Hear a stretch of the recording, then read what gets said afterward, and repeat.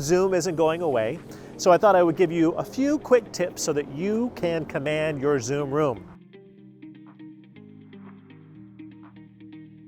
So I am back on the keynote stage and I love it, giving presentations to people all over the world, and there is nothing like the live audience where you're getting ahas and inspiration and delivering great content. Zoom isn't going away, so I thought I would give you a few quick tips so that you can command your Zoom room. So the first one is hide your picture. When we're in a Zoom room, it's inevitable that you're going to just kind of stare at yourself. So if you click in the upper right-hand corner, hide your view of yourself, and that can help you focus on everybody else who's in the Zoom room.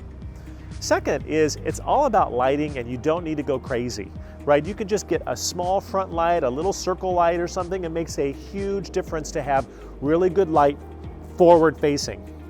The third is great audio. Spend $100 and get a great mic, and your Zoom game goes through the roof. And the final one is, rather than looking at the participants in the room, look at the camera.